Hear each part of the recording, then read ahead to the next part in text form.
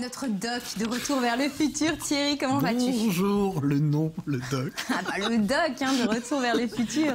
Bon, ce soir, tu nous emmènes direction Metz, toujours, on reste à Metz. On restera toujours avec à Metz. Une tour, la tour Camoufle, qui se trouve avenue Foch. En effet. Donc un lieu empreint d'histoire, et on va retourner 110 ans en arrière. Exactement. Exactement, parce que 110 ans en arrière, on a encore une ville fortifiée. La ville de Metz est enclavée complètement dans ses murailles, et donc on sait que Metz est encore annexée, et les Allemands ont la volonté de développer cette ville hors des murailles. Et alors là, de monumentaux travaux vont être mis en place, et là on voit justement ces fossés énormes qu'il va falloir remblayer, ces tours qu'on va détruire en grande partie, la plupart des portes, des portes et des remparts, oui, vont être arasés. Et avec ce cliché, on peut se rendre compte justement où étaient positionnées donc les murailles qui défendaient la ville de Metz.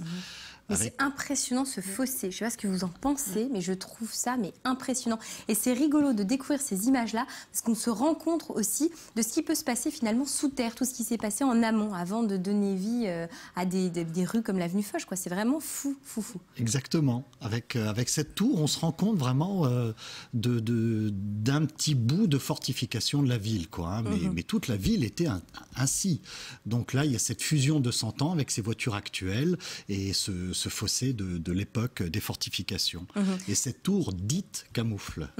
Et donc cette tour qui a été édifiée en 1437, c'est ça Thierry? Exactement. Exactement, édifiée en 1437 sur des vestiges d'une tour gallo-romaine.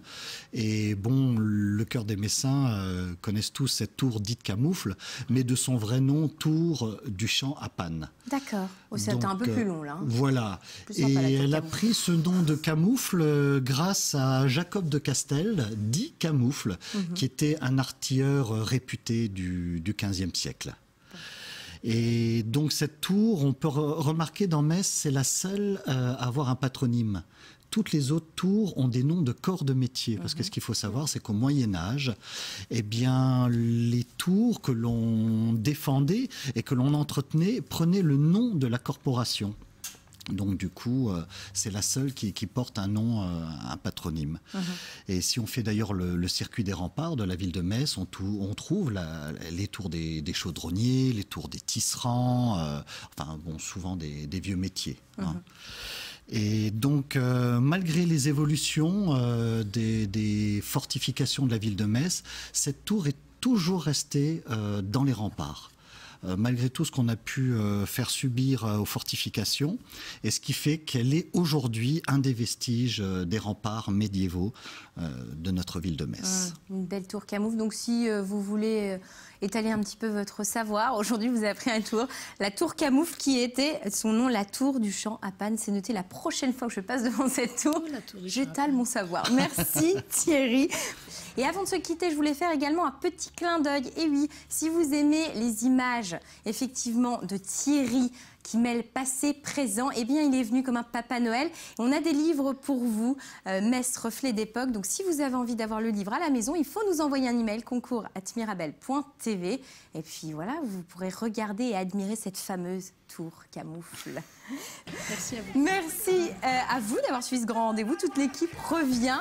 Eh bien, c'est simple, lundi, 18h45. Bon week-end à vous sur Mirabel TV. Et à lundi en forme. Allez, bye bye.